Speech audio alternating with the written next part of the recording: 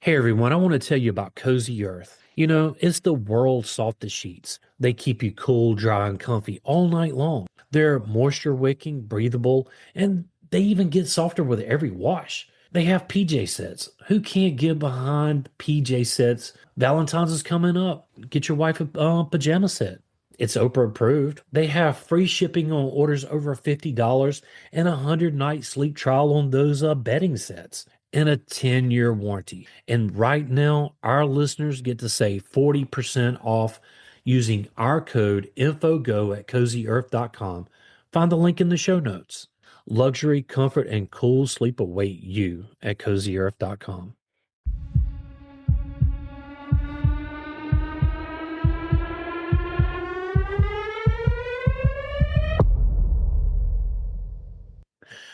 Welcome to the podcast. I'm William, And I'm Kat, and that makes this Info on the Go. feeding your curiosity with every show. I just love that tagline. All right, so we just got done with Coke. You listeners have probably already heard it. So we're gonna tackle Cat's brand here, Pepsi. Yeah. Now, what if I told you that one of the world's most famous sodas almost didn't survive its own first decade? That it went bankrupt not once, but twice, and yet somehow grew up to become Coca-Cola's fiercest rival? This is going to be the story of Pepsi, a drink born in a small pharmacy like Coca-Cola and sold as a medicine like most things back in the day. But it was shaped by Prohibition, reborn during the Great Depression, and eventually, well, it was sung about by Michael Jackson, danced to by Madonna, and fought over in the legacy and fought over in the legendary Cola Wars. So let's follow the twists, the failures, the reinventions that made Pepsi the brand we know today, and explore what it really takes to go from underdog to icon. Yeah, I say let's talk about who invented Pepsi. And Caleb Bradham, New Brand, North Carolina, in a quiet little port town in the 19th century. He ran a modest drugstore where he mixed medicines, tonics, sweet treats for his neighbors. But this wasn't just any corner pharmacy like many of its time. Uh, he was also a social hub, a place where locals gathered to chat, gossip, and sip flavored soda straight from that famous soda fountain. Yeah, in 1893, Bradham concocted a new drink he called Brad's Drink. It was a caramel colored, fizzy blend, sweet, effervescent, and designed to do what tonics were supposed to do: aid digestion, boost energy, and refresh the spirit. And patrons loved it, not just for the taste, but the promise of a quick lift, a little pick me up after a long day. And 5 years later, in 1898, Bradham renamed his creation Pepsi Cola. The name was inspired by two ingredients he believed made the drink special: pepsin, the digestive enzyme, and the cola nut, a source of caffeine. In reality, the drink contained no pepsin at all, but the name was clever marketing. It suggested a scientifically backed energizing elixir, a tonic for both body and mind. Hmm. I think that's a little factoid of how I got its name. Factoid. Yeah, he was ahead of his time. While other sodas were sold as mere refreshments, well, Pepsi Cola was positioned as something a little more, something medicinal, reliable, and sociably desirable. In the crowded world of soda fountains, well, his invention wasn't just a drink. It was an experience, a reason for people to gather, to linger, and to come back for more. And this combination of invention, social insight, and marketing savvy would set the stage for Pepsi's long, winding journey. A journey that would include spectacular failures, brilliant reinventions, and a fight to challenge the titan of the soda world, Coca-Cola. Yeah. So after renaming his drink Pepsi Cola, uh, Caleb, well, he set his sights on growing beyond his small pharmacy in New Bern. His plan to sell Pepsi syrup to other soda fountains, letting local merchants mix it on site. And this franchise style expansion was ambitious for its time, but he believed in the drink and the power of its name. And for a while, things looked promising. Soda fountains across the region were serving up Pepsi, and demand seemed steady. But then came a challenge Bradham couldn't control: sugar prices. The world in the early 20th century was volatile. Sugar, the key ingredient in his syrup, was suddenly spiked in cost, in part because of the war, World War One, and speculative trading. So Bradham had invested heavily in bottling and syrup production, and when the price of sugar soared, his profits they vanished overnight. And by 1923, the financial strain became too much. Despite his vision and hard work, Caleb Bradham declared bankruptcy. He lost control of the company he had built from scratch, watching as it passed into the hands of investors who were more interested in balance sheets than tonics. Yeah, and you know the contrast. To put this in the contrast with Coca-Cola, which had already established a tight, controlled bottling system and a strong brand reputation. Where Pepsi, it was flattened due to external shocks. Coca-Cola maintained steady growth and stability. Timing, it seemed, mattered more than talent. Hey, wait Right. a minute. And That's a knock on Coke. and in this early chapter, Pepsi learned a harsh lesson. Even a great product and small marketing couldn't protect a small company from global forces. Yet, this wasn't the end. It was merely a pause, a moment that would set the stage for the brand's reinvention during the Depression. Yeah, so let's go into the Prohibition, Depression, and reinvention. So the early 1920s were a time of social upheaval and economic extremes, right? Prohibition had made alcohol illegal, but sodas like Pepsi had an unexpected advantage. People still wanted bubbly, sweet drinks, and pharmacies and soda fountains became even more popular as illegal gathering spots. In a strange twist of fate, the law that crippled breweries and distilleries helped soft drinks stay in the public eye. And despite this advantage, Pepsi itself was far from stable. After Caleb Bradham lost control, the company went through a series of owners, each trying and failing to turn a profit. The brand changed hands multiple times, with investors struggling to manage the same problems Bradham had faced: volatile sugar prices, distribution challenges, and a crowded soda market. Yeah, and by 1931, the strain it was too great. And Pepsi declared bankruptcy for the second time. It looked like history might repeat itself. But then came a pivotal figure, Charles Goth. Girth? How would you say that? Youth. Guth. Charles Guth, president of Loft Candy Company. Guth saw potential where others had seen risk. He acquired the rights to Pepsi Cola and set out to reinvent it entirely. Not just a syrup for soda fountains anymore, Pepsi became a reformulated modern product designed for mass bottling and wide distribution. Guth also tapped into marketing strategies, setting the stage for one of the brand's most ingenious moves: selling more drink for the same price, turning Pepsi into a symbol of value during hard times. Yeah, this period was more than survival.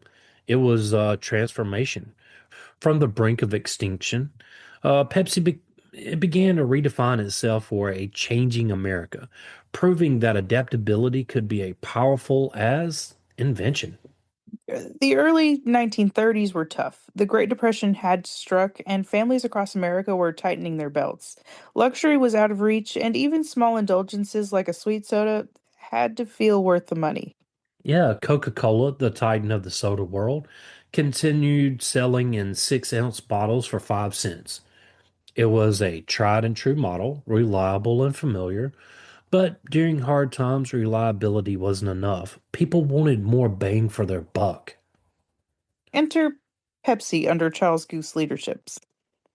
Pepsi made a bold move. They doubled the size of the bottle to 12 ounces, yet kept the price at just 5 cents. No gimmicks, no frills, just twice the drink for the same price. It was simple, brilliant, and perfectly timed. Pepsi paired this with a catchy jingle that echoed across the airwaves. Pepsi Cola hits the spot, 12 full ounces. That's a lot. You Hey, know, wait. No, you got to jingle that thing, man. Like this. Pepsi Cola hits the spot. 12 full ounces. That's a lot. Oh, okay. Well, you did pretty good there. Okay. All right. You can keep going now. I thought you got to jingle it up, right? Well, I'll try. I'll try. How about that? You, you, you can keep going if you want, or you can try it. It doesn't matter. I'll just keep going because I'm nervous. It's, it's okay. I'm scared to be trapped again. All right. I'm going to do it one more time because I thought it was pretty cool. I actually like that jingle. Pepsi Cola hits the spot. 12 full ounces. That's a lot. I was trying to think of those dancing girls that would do it, you know? Oh yeah, yeah. You know what I'm talking about? Like the Fanta commercials. Yeah. I can't do it as Michael Jackson, though. No, Yeah. no. Anyway. So the strategy worked like magic. Radio stations, the dominant medium of the era, blasted Pepsi jingles across the country. So suddenly, Pepsi wasn't just a soda, it was a symbol of smart spending and of getting more when times were tough. Okay. I can see, Pepsi really pulling out of this. That move really cemented Pepsi's place as the working class cola. It was appealing to everyday Americans who needed both refreshment and value. The lesson was clear. Value can beat loyalty, especially when people are counting every penny. And Coca-Cola's 6-ounce bottles, well, they just really couldn't compete with Pepsi's promise of double the joy for the same price. And for a generation struggling to make ends meet, that really mattered. Absolutely. Pepsi had learned something critical. Success isn't just about taste, it's about timing, perception, and understanding the needs of the consumer. Yeah, but Pepsi also did something else too. Pepsi broke the color barrier. By the 1940s, America was a country divided by race, and the advertising world largely ignored black consumers. Or worse, they just treated them as invisible. And many major brands, including Coca-Cola, well, they really shied away from marketing directly to African Americans. And this really reflected the segregation norms of the era and the time that all of this was happening in the 40s. Right, where Pepsi saw an opportunity. They made a bold, progressive decision hire African American executives and actively target Black consumers in their marketing campaigns. This wasn't just tokenism, it was a strategic acknowledgement of an underserved audience whose buying power was growing. Yeah, so Pepsi ads began appearing in black newspapers and magazines, featuring images and voices that reflected the community. Soda fountains in black neighborhoods saw Pepsi posters and promotions, which was tailored directly to that community. And for many African Americans, Pepsi became one of the first national brands to recognize um, African Americans and celebrate them as consumers, not just as an afterthought. I think that Right. during that time that was a huge thing. That was awesome. Yeah. The contrast with Coca-Cola was stark. While Coke maintained a colorblind approach that often meant ignoring Black customers altogether, Pepsi signaled, "We see you and we value you."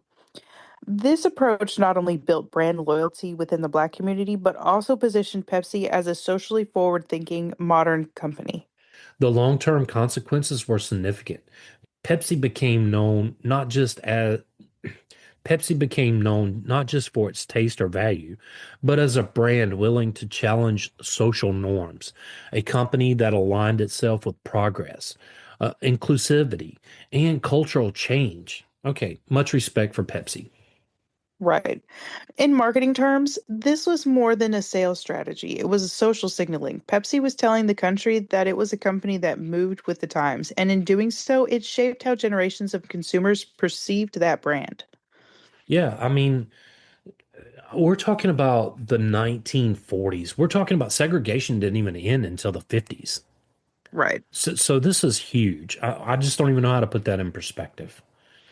Pepsi becomes after World War II, America changed almost overnight. Soldiers came home, suburbs expanded, a new force emerged in the economy. Teenagers, well, for the first time in history, young people had disposable income, free time, and a growing sense of identity.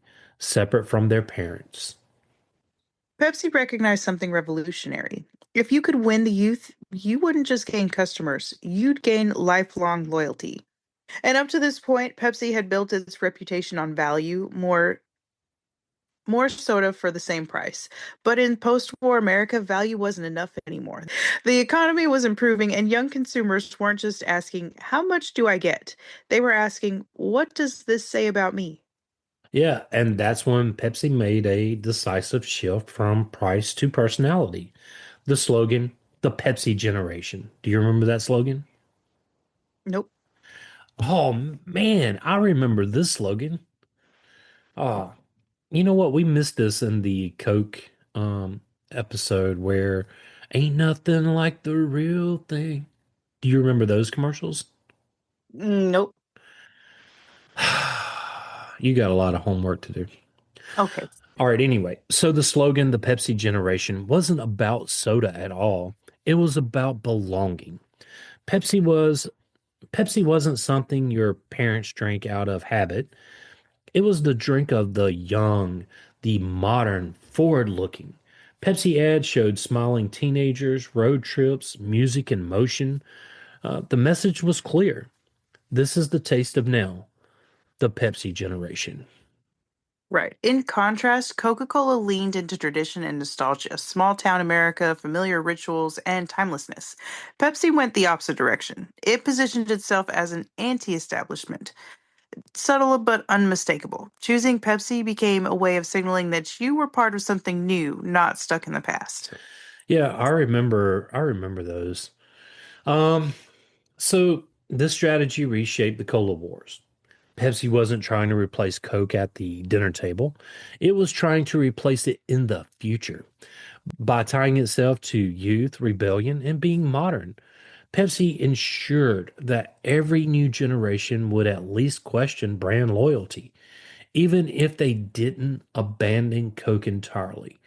You know, I can really see that. It's Right. for me, it's not brand loyalty. It's really not.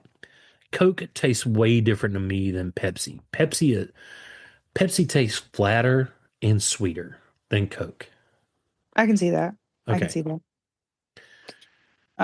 Pepsi had learned its most powerful lesson yet, though. People don't just drink brands, they identify with them. And in post war America, identity was everything.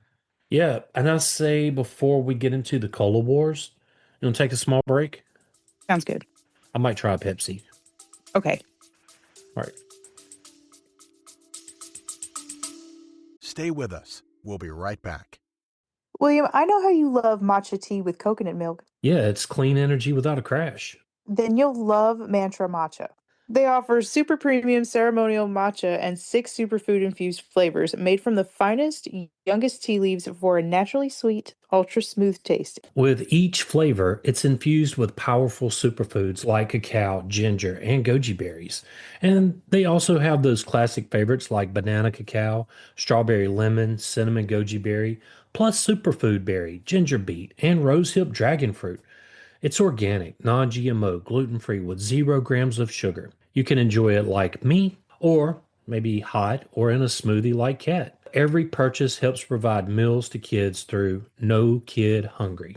It's at mantramatcha.com. Get 15% off using our code INFOGO at checkout. Both links are in the show notes.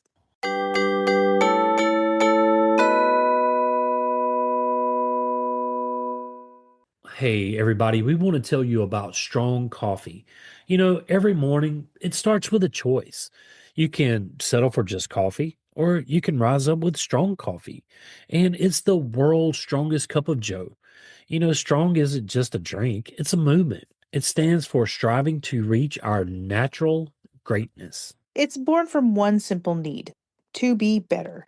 They rebuilt coffee from the ground up, infusing organic coffee with collagen, protein, nootropics, and functional ingredients that fuel your body and sharpen your mind.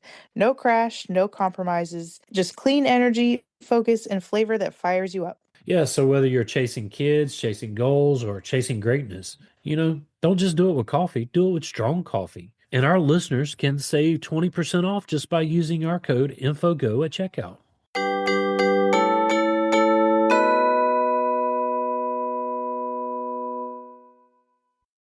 Hey, if you're looking for your favorite band or sports team or TV show, check out Old Glory. They've been in operation since 1969 and they have over 300,000 items. They have from the Beatles all the way to Metallica, NFL, NBA. It really doesn't matter what you're looking for. They have tees, hoodies, hats, gifts, everything a true fan could ever want. And it's family owned and operated. They have fast shipping, free standard delivery on every order. And you know what? Our listeners get a 15% off at checkout using our code InfoGo. You can find the link in the show notes.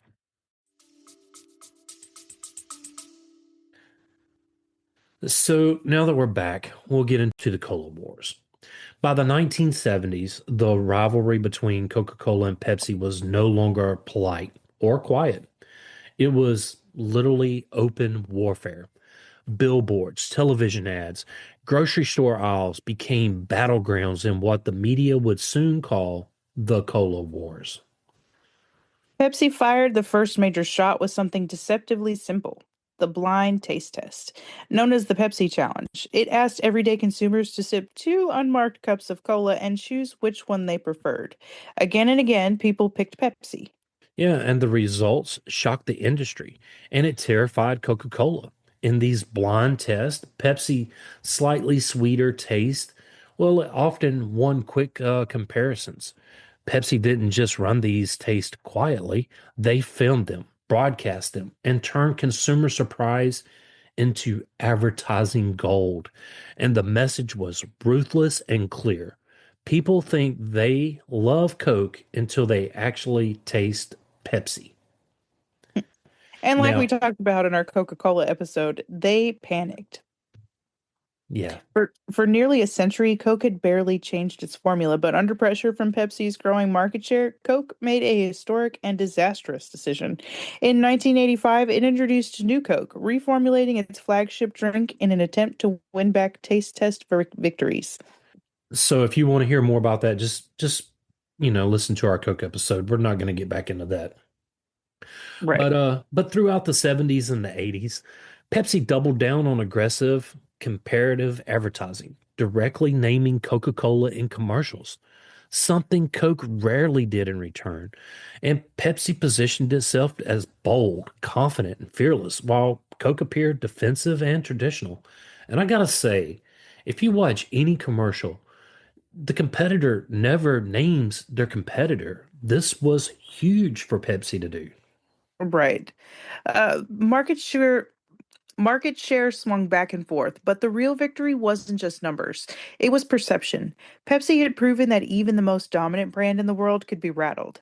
The Cola Wars showed that in modern marketing, confidence in narrative can matter as much as the product itself. Yeah, this wasn't just a fight over soda. It was a fight over who would define taste, culture, and the future. I grew up in that era during the Cola Wars. I'm here to tell you, I remember those commercials. I don't even think today you watch a commercial where somebody is a competitor is calling out another competitor or another brand in their commercial. Just think of how huge and defining that was for Pepsi to do that. Yeah, that's definitely bold. Sorry. So by the 1980s, Pepsi realized something crucial. Winning the Cola Wars wasn't just about taste tests anymore. It was about owning culture. If Pepsi could attach itself to the biggest stars on earth, it wouldn't just sell soda. It would soundtrack entire generations. Now, tell me you don't remember some of these names like Michael Jackson. That was the turning point. At the height of his career, Michael Jackson had global fame.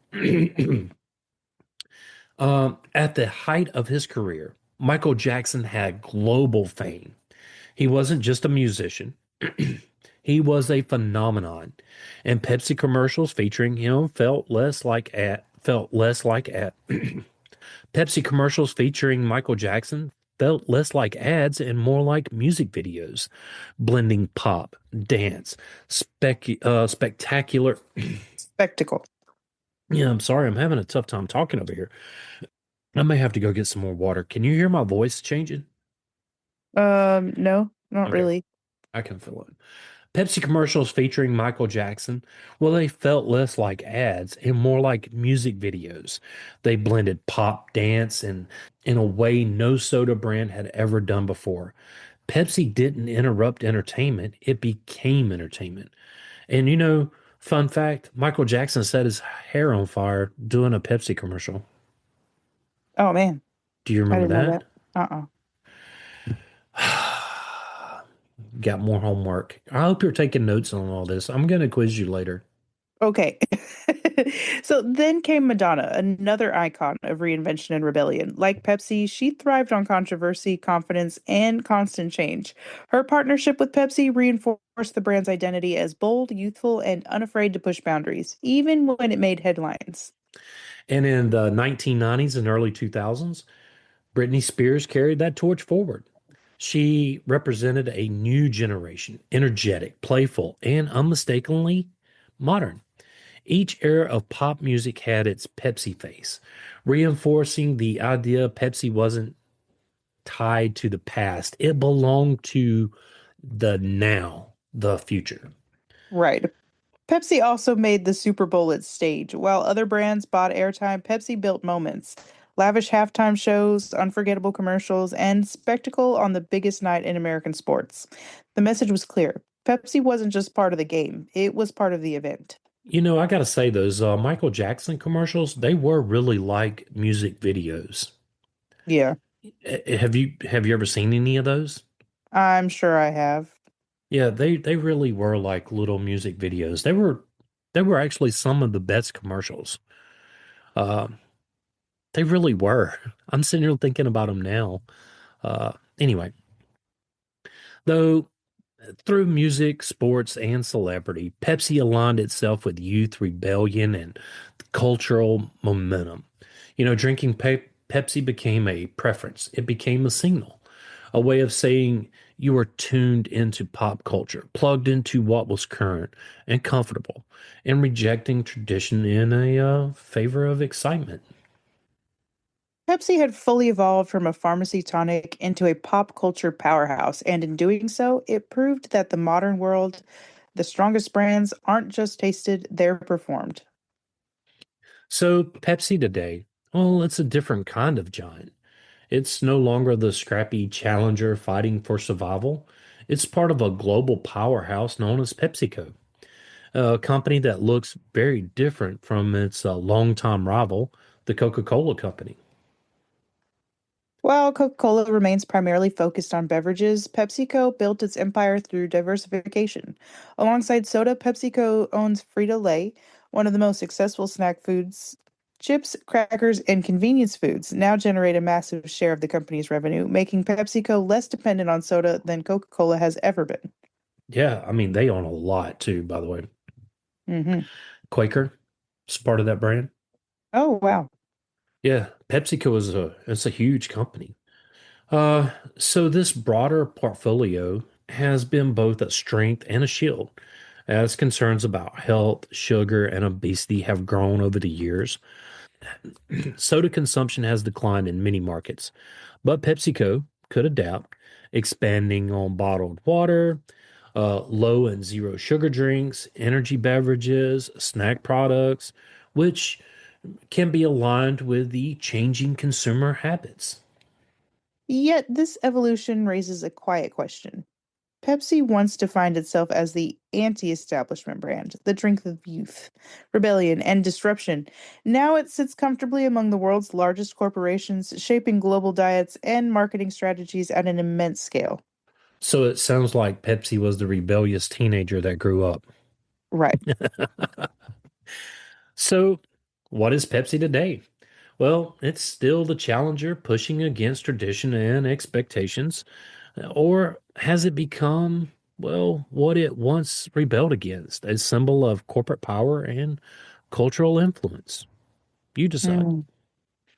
So, Pepsi's modern story isn't about fighting Coke bottle by bottle. It's about managing scale perception and responsibility in a world that increasingly questions the role of giant food and beverage companies. And maybe that's the final irony of Pepsi's journey. The rebel won, but winning changed everything. Right. But there is regional loyalty in Coke and Pepsi, South versus the North. And when it comes to Coke and Pepsi, loyalty in America isn't just about taste, it's about the place. Right. And in American South, Coca-Cola isn't just a drink, it's part of the regional identity.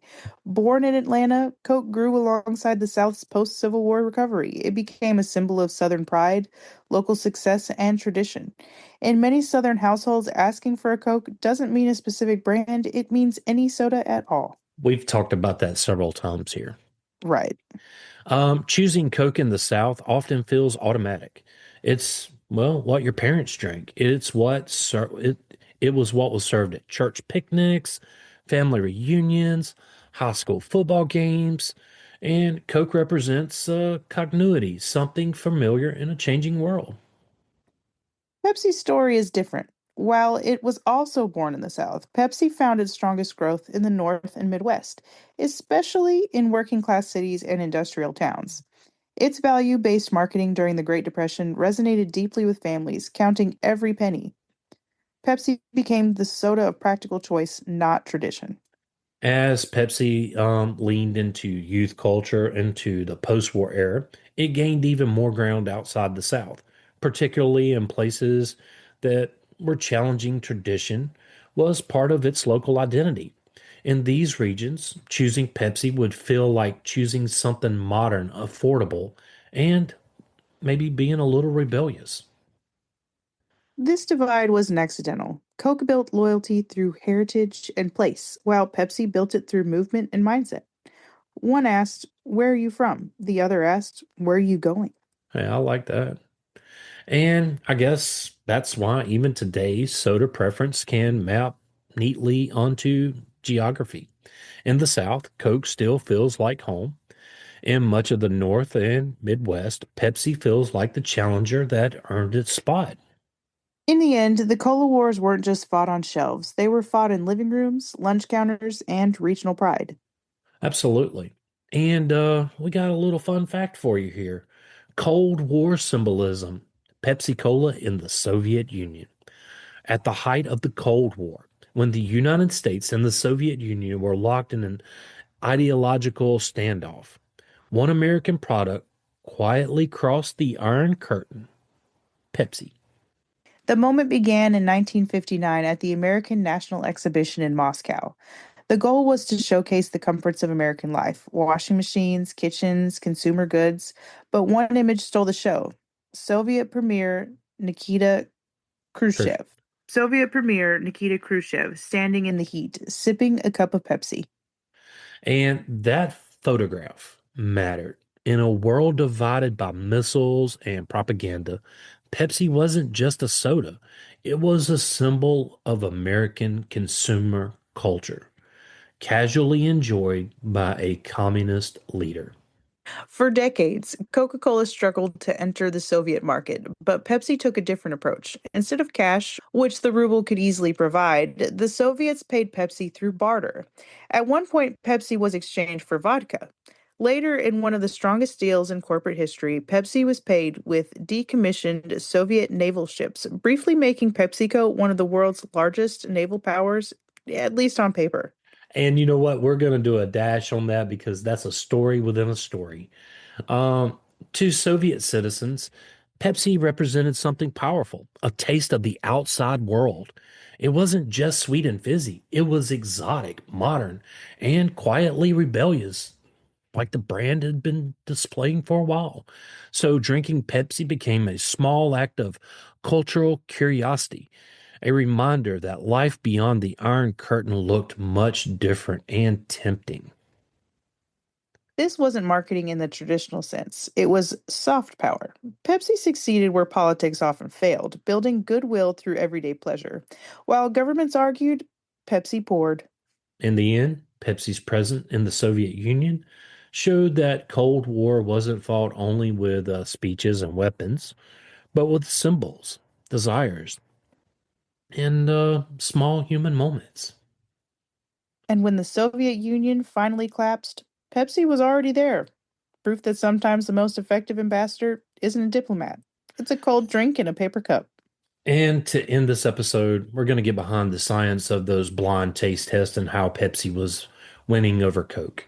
And and then we'll just wrap it up. How about that? Sounds good. All right.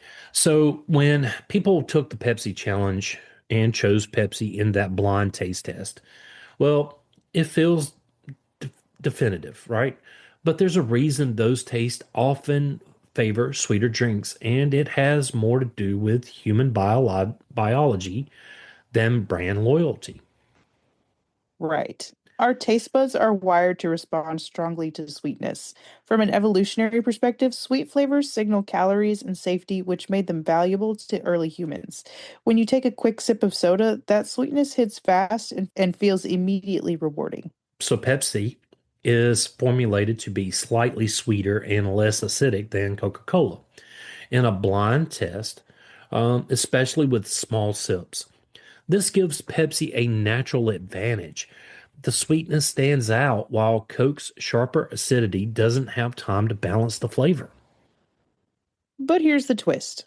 Taste changes over time, and so when you drink a full can or bottle, Coke's higher acidity tends to feel more refreshing, while extra sweetness can become cloying. That's why many people who prefer Pepsi in a sip test still choose Coke for a meal or long drink. And this is where marketing enters the picture. So blind test measures instant gratification, not long-term enjoyment. So Pepsi understood this and built an entire campaign around short, dramatic movements of choice, movements where, well, that sweetness would win.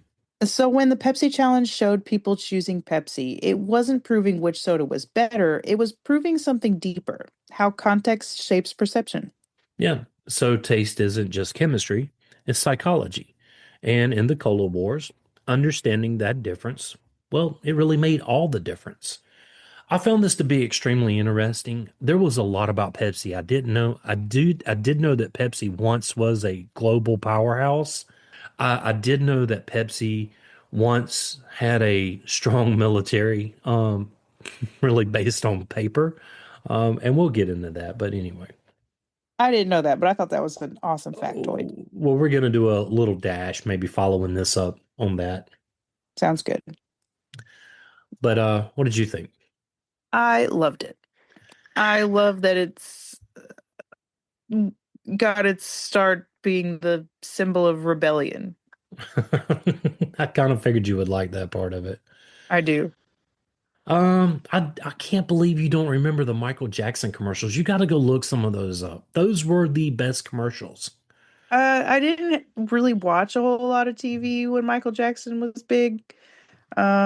We also didn't usually have cable when I was watching things that were recorded Yeah, for me. yeah, and Madonna's commercials were pretty good too, but his Michael Jackson's commercials were by far the best ones. I remember some Michael Jackson commercials, but I don't remember what they were for, if that makes any sense. Yeah, okay, fair enough. So anyway, if you would like to support this podcast, tell a friend and help get the word out. If you would like to help us keep the show going, you can do so at Patreon, and you can find that link in the show notes. And as always, William and I want to thank you for listening. Yes, whether you just tuned in or been with us from day one, thank you. Join the Facebook group at Info on the Go. Over there, share with us your show ideas or start a conversation.